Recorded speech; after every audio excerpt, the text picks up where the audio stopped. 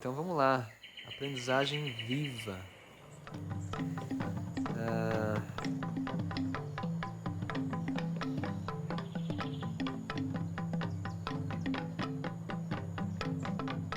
Eu gosto muito da conotação filosófica da palavra viva. Não dá para não pensar em processos biológicos, processos humanos, processos mentais, emocionais, humanos, eu já falei humanos, animais, instintivos, porque eu acho que é a base de toda a nossa aprendizagem. Ela tem a conotação além da questão cultural. Eu vou esmiuçar um pouco isso. Para mim, a aprendizagem viva, algumas pessoas falam de aprendizagem tipicamente humana, por exemplo. E eu sinto que a aprendizagem viva, ela é um conceito que vai até além do tipicamente humano, porque em muitos momentos a gente se vale do nosso bicho, do nosso animal, da nossa parte instintiva para estar absorvendo alguns conceitos, absorvendo algumas práticas assim que vão, né, acontecendo no nosso processo de aprendizagem, seja qual ele, né, seja for o processo. Quando eu penso em aprendizagem viva, eu penso muito também no ser vivo como um todo, não como apenas um indivíduo, mas como uma coletividade, como se fossem emaranhados de redes de consciências. Eu gosto muito do conceito de pessoa ao invés do conceito de indivíduo. Eu gosto muito dessa formulação de que pessoa já é rede, ou seja, a pessoa ela é uma pessoa num certo entroncamento social, numa certa configuração social, e numa outra configuração social ela é outra pessoa. É claro que tem aí uma unicidade que vai se manifestar tanto numa configuração quanto em outra, mas a pessoa ela tem uma conotação muito mais porosa, ela respira mais do que o conceito de indivíduo. Quando a gente pensa em indivíduo, é aquela coisa não divisível, né? Aquela coisa de você é um indivíduo diferente de outro, a gente tem uma membrana que nos separa. E o conceito de pessoa, eu sinto que é uma coisa que ela já entrelaça muito mais, né? Então, para mim, a aprendizagem viva tem a ver com esses entrelaçamentos entre mundos sociais, mundo cultural, e falando de alguma aprendizagem específica, o conteúdo, ele é só como se fosse na minha visão, ele é só como se fosse o pretexto para que essa interação, esse entrelace aconteça no cosmos social, né? Quando eu penso também em aprendizagem viva, eu carrego muito a noção da aprendizagem implícita. E a aprendizagem implícita, ela simplesmente é uma outra forma de dizer a aprendizagem natural, a forma natural da gente aprender. Como é que a gente aprende algo? Então eu gosto de colocar em três aprendizagem para ela se fundamentar, ou seja, para ela transformar alguma atitude interna, ela te trazer alguma habilidade nova. Eu vejo que ela precisa passar por esses três eu vejo que ela precisa passar por esses três estágios. Uma é você estar em contato com algo que te faz sentir vibrante, vivo, que você tem paixão, alguma coisa que te toca. Eu consigo aprender uma coisa que eu não gosto? Consegue, mas você vai ter que se esforçar muito mais, né? Então, talvez seja interessante, pensando, por exemplo, num currículo escolar. É preciso aprender todas as matérias, mas talvez com essa noção o educador consiga perceber as tendências de cada aluno e consiga dizer, então, pera lá, se ele tem mais facilidade por essa via mais humanística, vamos por aqui porque a gente vai chegar na exata também. E vice-versa. Então, o caminho realmente acho que não importa. Importa, sim, para que a pessoa possa se abrir mais dessas resistências que ela pode ter com algo que ela não goste, ou ela não se sinta, às vezes, capaz, é que nem que ela não goste, mas ela ouviu lá atrás que ela não era boa em matemática, e ela criou uma trava, por exemplo, né?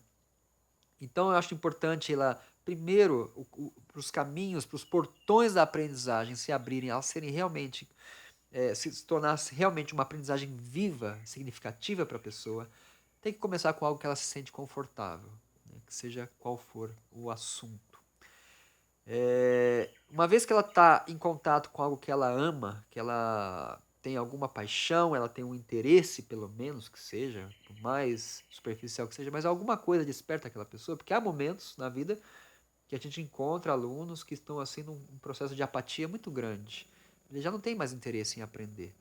Eles, sei lá, eles foram rechaçados, eles foram humilhados, bulinados, enfim. Chega um momento que a pessoa está tão fechada que é difícil até a gente encontrar o que pode despertar aquela pessoa de novo pro vivo que é a aprendizagem, que é um processo humano, é um processo natural. E a gente não precisa pensar em aprendizagem relacionado com escola. Na verdade, a escola às vezes faz um desserviço à aprendizagem, mas isso é uma outra história. Uma vez que a gente nota o que aquela pessoa se sente viva, ela se sente vibrante, você vê que os olhos ficam, né, ficam mais brilhantes, os ouvidos ficam mais atentos quando a gente está falando daquele assunto. Então a gente encontrou aí o pretexto para a interação começar a acontecer. Então se eu encontrei algo ali que toca uma pessoa, o próximo passo é a gente vamos, se rodear de conteúdos que têm a ver com aquele assunto. O que sejam músicas que falem daquele assunto, que sejam filmes, que sejam estímulos que vão estar de novo voltando para o assunto central da pessoa. Vamos lá, futebol. A criança não quer saber de mais nada, saber de futebol. Então vamos encharcar essa pessoa de futebol. Vamos colocar tudo de futebol que a gente pode encontrar para essa pessoa poder absorver tudo quanto o que ela se sente bem, o que ela se sente em casa. Eu estou dando exemplo do futebol, mas eu uso muito isso nas minhas aulas de inglês, que eu trabalho muito esse conceito da aprendizagem viva, porque muitos chegam para mim e falam, mas eu não gosto de inglês, eu tenho trava com inglês, eu não sei aprender inglês, na escola eu nunca aprendi, e tenho dificuldade de falar e tudo mais. Eu falei, esquece inglês. Não, mas como assim? Você é professor de inglês? Sou. Mas esquece o inglês por enquanto. O que você gosta? E a hora que eu encontro uma coisa que ela gosta, ela esquece do inglês, se foca naquilo que ela ama, e o inglês, que é realmente o que temos ali para aprender, passa a ser só um pretexto para a gente se interagir. O central da história é a paixão. Então, de novo, é o conteúdo central, aquilo que toca, que torna a pessoa de novo interessada em se abrir. Tá? O segundo conceito, o segundo degrau que eu vejo que a aprendizagem, para ela se solidificar, para ela acontecer dentro da pessoa, ela vai precisar então, de alguma forma, reproduzir aquilo. Então ela, sim, tem um aspecto mecânico, que é a parte de repetição, que é a parte de você ter contato com com aquela exposição, aquilo que está sendo exposto, né, vez ou outra, e quanto mais vezes melhor, mas sem, de novo, perder o vivo da coisa. Eu acho que a gente cai muito no erro de achar que, de novo, focar só no lado mecânico da aprendizagem. Então você faz aquele negócio até morrer, ou seja, você escreve 25 mil vezes, ou você faz aquela equação matemática 25 vezes, 30 vezes, mas, de novo, perdeu a essência. Então aquilo, de novo, vira um ato mecânico, te torna apático, fecha os seus sentidos mais sutis e, no final, vai lá de uma carreira acadêmica, você vai ser um profissional que não está nem aí. Você está simplesmente robotizado, porque o seu processo de treinamento foi robotizado. Você teve que perder a sua sensibilidade viva, aquilo que te faz um ser humano único, de novo, não indivíduo, mas único, porque os processos de aprendizagem esqueceram daquilo que mantém, que é o fio da meada, que mantém toda a conexão com a aprendizagem viva. Tá? Eu sinto que isso tem muito a ver com também a autorreflexão. Isso são processos que vão caminhando junto. Um educador que tem essa sacada, ele, sem saber, ele já está gerando reflexões muito profundas na pessoa, no aprendiz, sobre si mesmo. Porque pela primeira vez, de repente, o aprendiz está sendo perguntado, mas o que você gosta? O que você quer fazer? Eu gosto muito do que o professor José Pacheco traz, né, que é a questão assim, mas eu não tenho que ensinar nada a vocês. Eu apenas estou aqui para facilitar os seus processos aí, mas tem que começar com o que você gosta. O que você quer fazer? Né? E a partir disso a pessoa então é encharcada desse conteúdo que motiva, por si só ela vai querer fazer aquilo. Ela vai querer escrever sobre aquilo, ela vai querer ler sobre aquilo, ela vai querer repetir as frases das pessoas que fazem muito bem aquilo, os trejeitos. Então esse processo de repetição, de imitação, ele é importantíssimo, mas ele não é primário, ele é secundário. Porque se não tiver o despertar vivo do interesse, da paixão, da vontade, do tesão, aquilo volta a ser só uma atitude mecânica que vai contribuir para a apatia, vai contribuir para, eu não sei o que eu faço, eu sempre fiz assim, me ensinaram dessa forma, eu não sei quem eu sou, eu não sei o que realmente eu tô aí para fazer. Então, e é muito triste a gente ver que muito cedo as crianças, né, elas vão perdendo essa noção de que elas são únicas, elas têm algo que, elas têm um olhar que ninguém mais, esses 7 bilhões e meio de seres humanos tem. E isso é algo, é muito potente, é uma força atômica você despertar isso num ser humano, que ele é único, porque a maioria dos nossos processos de aprendizagem, ou de doutrinação, ou de adestramento, enfim, chame como quiser, estão muito preocupados ainda no modelo de repetição, de formação de mão de obra, de pouco pensamento crítico. Né? Então é um paradigma antigo, que é um paradigma que serviu, sim, a uma agenda industrial, uma agenda que estava precisando, naquele momento, dessa necessidade de mão de obra, de replicações de procedimentos. Só que para pensarmos um planeta agora que está passando por uma fase onde não basta mais ser sustentável, mas se regenerar, a gente precisa dos 7 bilhões e meio de seres humanos vivos, ativos, conectados com a sua essência. Né? Só assim eu percebo que o planeta conseguirá passar por essa transição de uma maneira menos dramática possível. Né? Então, de novo, falando do terceiro fator aí que eu vejo que é importantíssimo, é ter a interação. Porque se eu não estiver interagindo sobre aquilo que eu amo, com pessoas que dominam aquilo mais do que eu, ou que já têm mais experiência do que eu, vai ser muito difícil eu ter referências a ponto de me impulsionar para querer também me superar. Então, o papel do professor, o papel do tutor, eu vejo que é fundamental, porque é alguém que já caminhou mais naquele aspecto, alguém que serve como um elemento de inspiração mais do que tudo, para a pessoa que está ali amparando um processo de aprendizagem, que está ali facilitando o processo, mas também está, se não ele, que outras pessoas estejam assim em comunicação com esses discípulos, com esses alunos, que realmente sejam conhecedores e mestres das suas artes, seja qual ela for. Né? Eu gosto muito como Augusto de Franco fala que a melhor universidade é você ter contato com os mestres, com os doutores, sem toda essa curadoria que a academia faz. Né? A academia, na verdade, ela faz uma curadoria porque ela talvez ainda tenha um certo receio de que se o conhecedor entrar em contato logo com os discípulos, sem esses despachantes no meio, talvez a gente perca o controle. E eu acho que isso é muito desejável, esse tipo de controle. Perder esse tipo de controle. Porque a gente está dizendo o quê? Se a gente aprisiona o conhecimento, a gente está, de novo, rotulando, cartesiano, segmentando e depois ainda respaldando com lá um certificado, que seja, que muitas vezes não quer dizer nada. Não quer dizer realmente que a pessoa teve um aprofundamento, que ela teve ela conseguiu realmente aprender e apreender e se transformar com aquele conhecimento. Então, de novo, o professor começa a ser, então, quase que um pintor ali, que ele está com várias paletinhas, com várias cores ali, e ele vai fazer uma pintura. Né? essa pintura é interativa, né? Então a gente está falando de um mesmo assunto, no entanto, com ângulos completamente diferentes. E o bonito disso, porque cada grupo de alunos que se identifica com um certo ângulo no assunto, sobre um determinado assunto central, depois começa a haver a troca. Porque imagina, você chega lá numa sala de aula e passa a situação para todos, na mesma situação. Tudo bem, eles podem ter pontos de vista diferentes.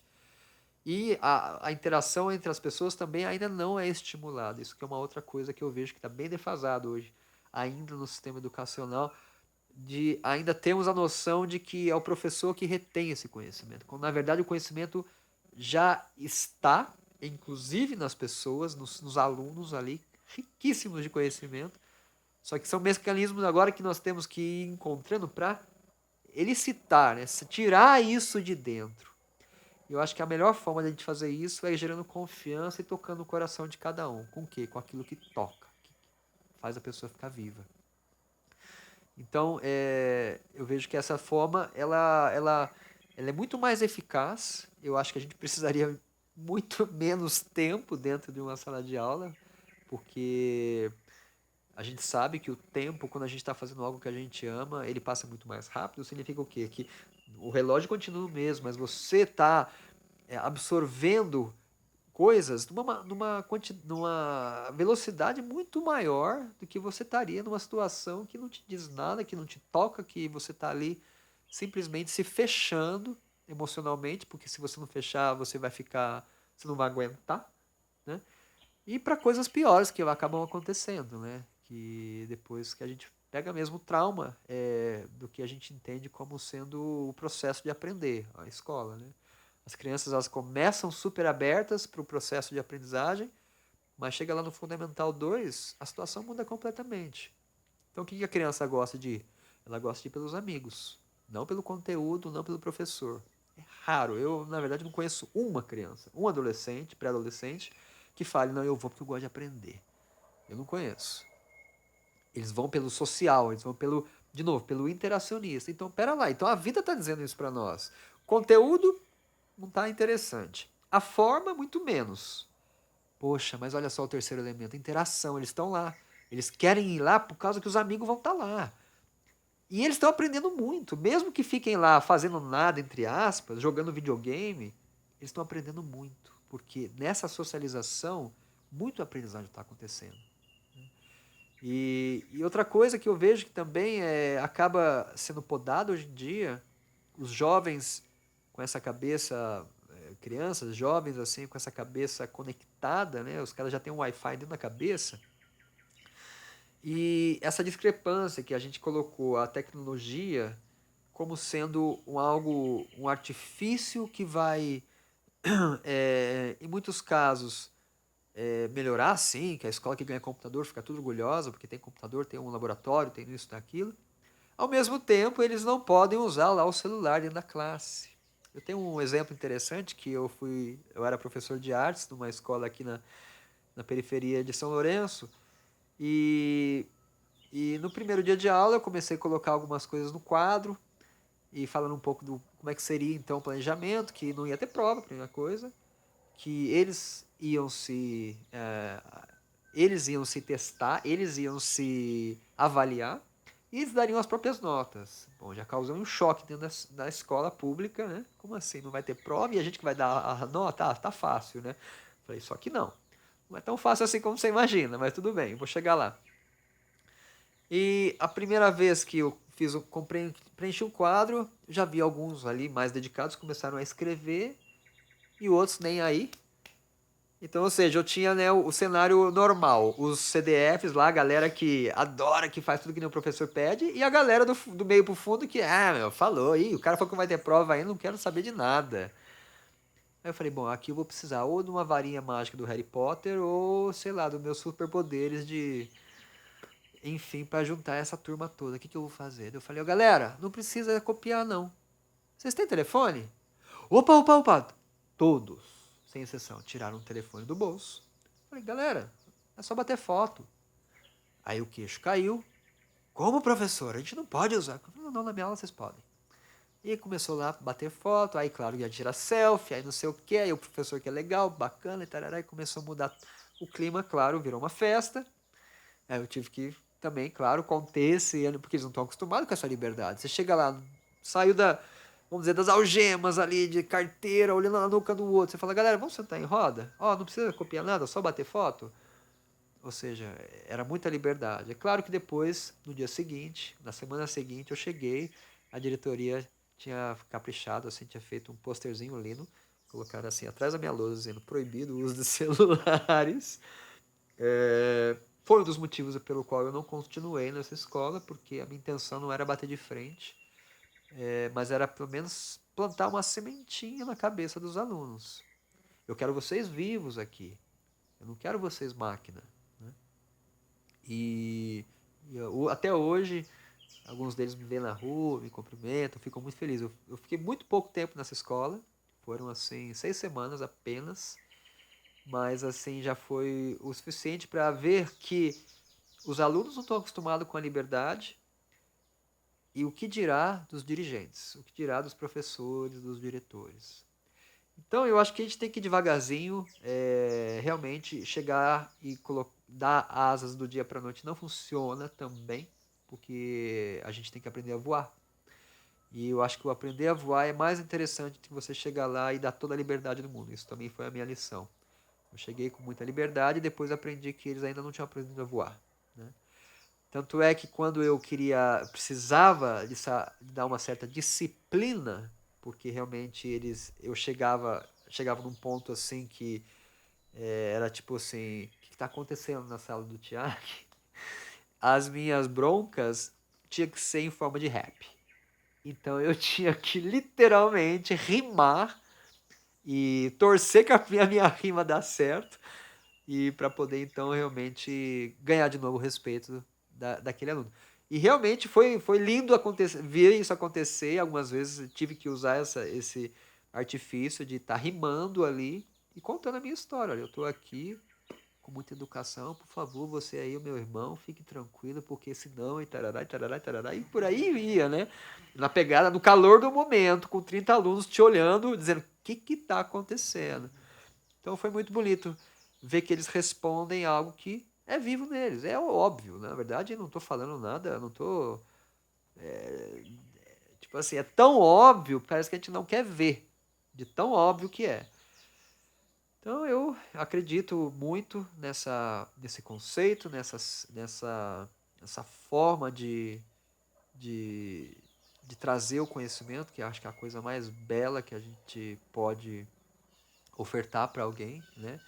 E, de novo, é sempre estrada de mão dupla. Eu acho que nunca existe. O tempo de ensinar é o tempo de aprender. Então, eu nunca posso ter a pretensão de que eu estou trazendo algo novo sem estar realmente recebendo algo novo. Eu acho que isso é uma das grandes travas também de muitos professores que estão há muito tempo já no sacerdócio da profissão, mas esqueceram de aprender. Então, a sala dos professores, por exemplo, é o pior local da escola. Eu realmente não suporto o sala dos professores. Devem ter algumas salas dos professores legais por aí, algumas escolas bacanas, mas as que eu frequentei era realmente um lugar de muita angústia, era um lugar de muita reclamação e pouquíssima corresponsabilização. Ou seja, eu nunca vi dentro de uma sala dos professores alguém abrindo o coração e dizendo, puxa, mas o que eu estou fazendo errado? É sempre o fulano de tal, é o não sei o que, é o pestinha, é isso. Então, existe muita carga emocional negativa em cima dos professores que estão assim. Espero que professores possam estar vendo esse vídeo, inclusive, porque enquanto o professor não desperta para um processo de aprendizagem viva dentro dele, ele nunca vai conseguir despertar isso no aluno. Em alguns casos raros, acontece que o professor ele é tão massacrado ali dentro, ele é tão pisoteado, que depois de uma crise ele começa a refletir. E eu acho que é bonito quando o José Pacheco fala que ele tem pessoas que vão para a profissão de professor ou por amor ou por vingança. Ele fala que ele foi por vingança e ficou por amor, né? Então há casos que é assim, realmente, a gente fica tão reprimido naquele espaço que se você, bom, ou você abandona o barco, ou você realmente reformula. E eu vejo que a aprendizagem viva é a única forma de se manter vivo nessa, nessa, nessa situação, enfim, nessa troca que é o aprender.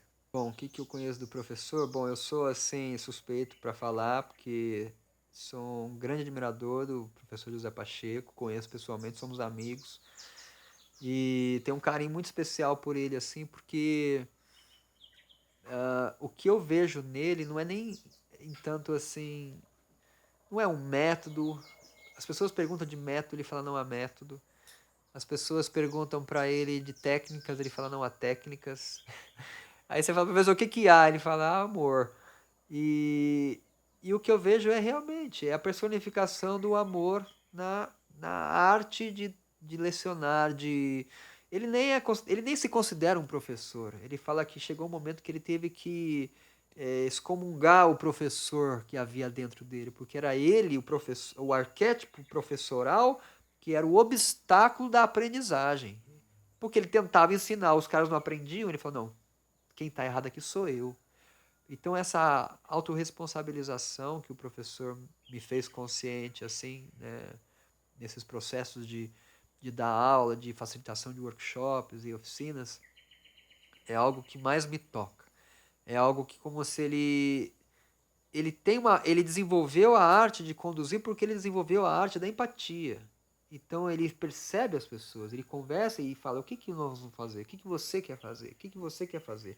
Então isso não existe um segredo, é simplesmente uma comunicação empática de você estar realmente ouvindo o outro, o que, que o outro está ali, né? E nessa dinâmica a coisa vai acontecendo meio que por si só. É engraçado falar, porque a gente vem de ideias de pedagogias alternativas, tantas pedagogias com nomes diferentes e umas, enfim, construtivistas, outra Waldorf, outra não sei das Soriana e tudo mais, e tudo tem os seus códigos e todas as suas riquezas. Eu acho que isso é fantástico, mas o que eu aprendi com o professor José Pacheco na linha de pedagogia democrática, que nem esse nome ele usa, ele fala, não, não, não, esqueça esse nome. É que a aprendizagem acontece na nossa interação. Então a gente pergunta para o professor, como que ele faz? Como é que eu faço? Ele fala, muito graciosamente. Quando me perguntam como, eu digo, vem comigo, eu vou contigo e a gente descobre como. Então eu acho que isso dá várias dicas de que fórmulas pode ser que funcione, só que não para processos vivos. Processos vivos, eles transcendem as fórmulas, eles transcendem os métodos. Podem ser usados, né? Mas eu vejo que manter essa energia, essa qualidade energética nos processos de aprendizagem é algo além de qualquer método, além de qualquer técnica. Então, tem dois aspectos assim que eu penso quando falo de musicalização ou de o processo de aprender música, né? Primeiro que aprender música soa até estranho, de um ponto de vista assim mais tribal, porque se a gente pegar as nossas origens, a música não era diferente da fala, tá? Ela tinha qualidades diferentes, no sentido assim, ela não tinha. Diferente no sentido assim, ela não era algo separado, ela é algo integral à vida. Ou seja, as pessoas falam que precisava ser conversado, mas enquanto já estava tudo falado, elas cantavam. Porque já não precisava ser compreendido nada. Ou seja, ó, a mandioca a gente vai socar assim, a gente vai ralar aqui. Né? E isso, na verdade, não era nem falado, porque a tradição era um olhando o outro, copiando e já vão fazendo. Então, muito pouco realmente, se a gente for ver nas sociedades oligárquicas, assim, que viviam de uma maneira mais horizontalizada, né? Não precisava muito ter muita história racional. Então, a música, de novo, ela é aquela linguagem que nos mantém conectados com os nossos instintos, com a nossa intuição. Tá, aí vem um mundo moderno, sociedade maluca, que coloca a música primeiro com uma certa erudição, ou seja, o cara que sabe música, ele tá perto mais próximo dos semideuses, né? Então a gente tem isso em algumas tradições, né? Na própria Índia, né? As castas, os brahmanes, eles eram os músicos, ou seja, outra casta, não, você não está ainda na sutilização necessária para você tocar, ok? Existem outras implicações das castas e eu não estou aqui falando bem ou mal das castas, eu estou apenas assim trazendo esses exemplos para dizer que já é diferente de uma sociedade oligárquica, já é diferente de você escolher quem faz música. Não, pera, a criança faz música, o velho faz música, o adulto faz música, a mulher faz música, o homem faz música. Então, música é algo inerente ao ser, tá? Não é inerente a uma questão social nem cultural. Começa por aí. Tá, a gente chega agora nessa nossa sociedade, onde as pessoas falam música, nossa, eu sou desafinado, né? Quantas vezes já ouviu falar isso? Cantar, ixi, eu não consigo nem abrir a boca direito num tom. A ritmo, eu não consigo com ritmo. Daí eu falo assim, você tem um coração? É lógico, né? Tá batendo? Eu acho que tá, então. Então você tem ritmo, começa por aí. A pessoa tem um coração, tá batendo, ela tem ritmo. Você tem voz? Então você tem tom. Ah, mas afinação. Afinação, esquece. Convenção. Afinação ocidental é uma convenção. A gente precisava temperar os instrumentos, a gente precisava afiná-los, senão, entre aspas, o nosso não estaria ali tocando em harmonia. De novo, a gente está colocando convenções muito sofisticadas que vieram muito depois para virarem elementos limitantes para dizer assim, hoje em dia, peraí, você não está cantando no ritmo, você não está cantando afinado. Então percebe, é uma mistura de conceitos que quando a gente fala de música, hoje eu percebo, começando aos meus 10 anos de idade, hoje com 42, são 30 anos de música. Eu percebo que eu tive que aprender tudo para chegar a um certo momento e ter o conhecimento para dizer, agora eu posso largar de tudo e posso simplesmente fazer música. Não precisaria de ser assim. A gente não precisaria ter que conquistar todos os conceitos para depois abdicar deles. Será que não é uma maneira mais natural da gente aprender algo que já está no nosso corpo? O corpo já é música.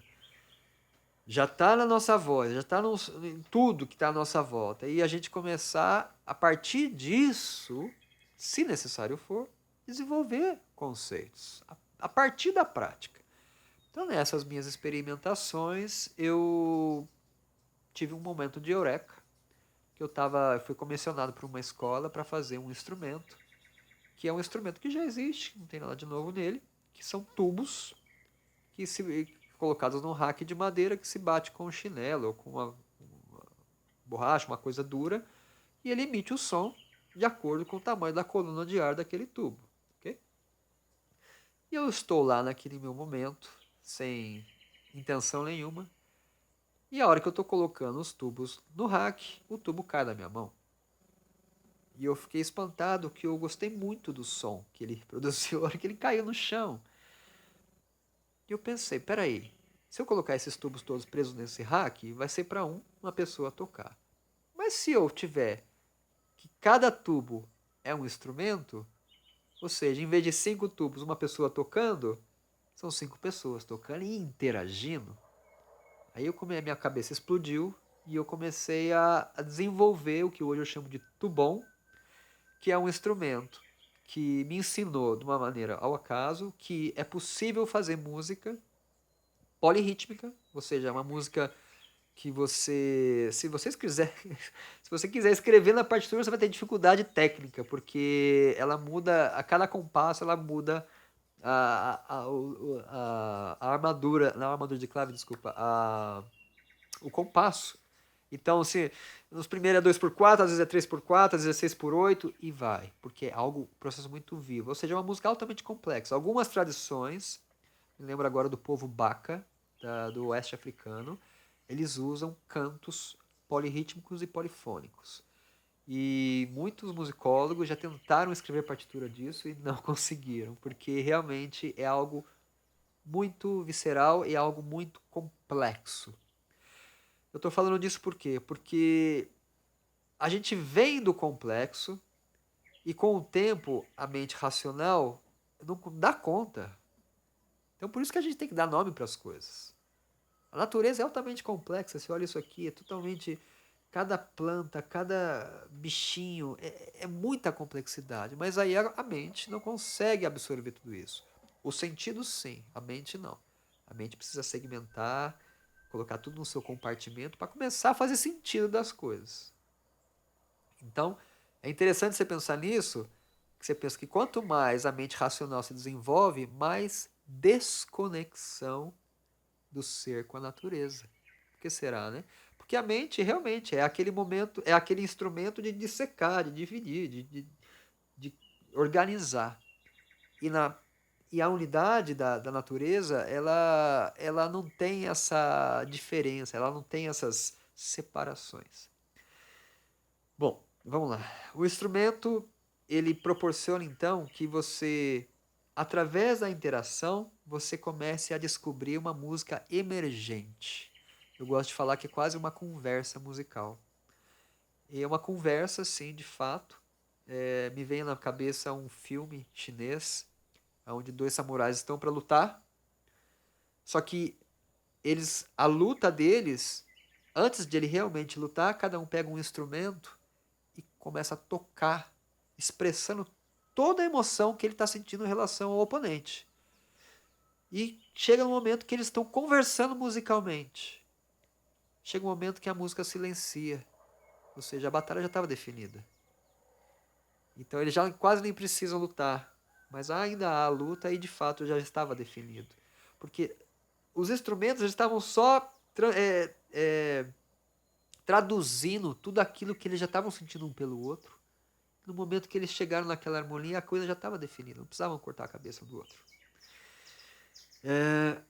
Então, a música ela é uma linguagem muito complexa, ao mesmo tempo que nos toca muito profundamente. Claro, ela foi dividida, segmentada entre notas e tons e semitons, isso de acordo com a música ocidental, mas ela não se resume nisso. Então, como é que a gente pode fazer hoje, na minha opinião, para trazer de novo aquilo que é mais instintivo, que a gente não consegue ter muitas vezes explicações racionais, ao mesmo tempo incentivar e estimular a criatividade e a melhor sociabilização entre os seres humanos ali, os alunos que sejam, né? Para mim é a prática da música livre. A música livre, ela não é uma música que vem das marchinhas de carnaval, ela não vem da tradição das festas juninas, nem da tradição do outono, nem da tradição do inverno, ela é música livre. Até os seres humanos, até as pessoas conseguirem, vamos dizer assim, sair das suas caixinhas, aonde absorver a música da rádio, a música das paradas do sucesso e conseguirem expressar uma música mais profunda, é um tempo. É uma desconstrução, mas eu vejo uma desconstrução altamente necessária. Porque nesse processo de exercício de música livre, a pessoa começa a se descondicionar das tendências que hoje a gente percebe muito na mídia, que tem outras agendas. Tem agendas, sobretudo comerciais, né?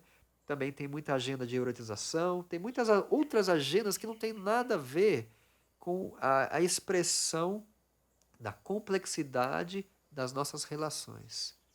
Então, a gente desenvolveu esse instrumento ao acaso. É um instrumento que proporciona essa interatividade livre.